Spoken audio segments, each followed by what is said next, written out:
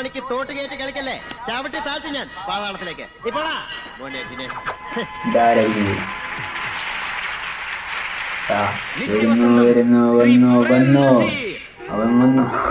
ജയസൂര്യ പ്രിയമുള്ള കലാകാരന്മാരെ, മിമിക്രിയിലൂടെ തന്നെയാണ് ഫസ്റ്റ് സീൻ.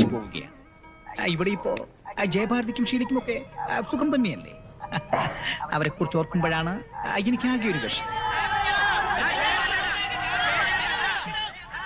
ഈശ്വര, ജീവനും കൊണ്ട് ഇവിടുന്ന് പോകാൻ പറ്റുമെന്ന് എനിക്ക് തോന്നുന്നില്ല.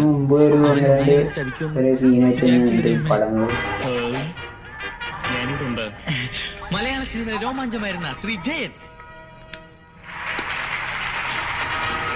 ഞാൻ തിരിച്ചു വരില്ല നിക്കട്ടെ അല്ലട ജഗ്ഗു.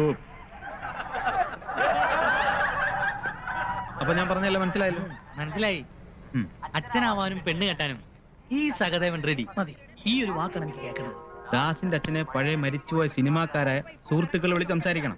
എന്താ പറ്റില്ലേ? അത് ഞാൻ ഏറ്റു. മതി, എനിക്കത് കേട്ടാ മതി.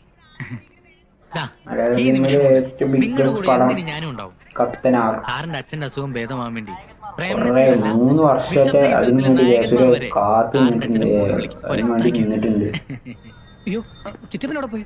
നല്ലൊരു പടം അവിടെ കത്തനാർ.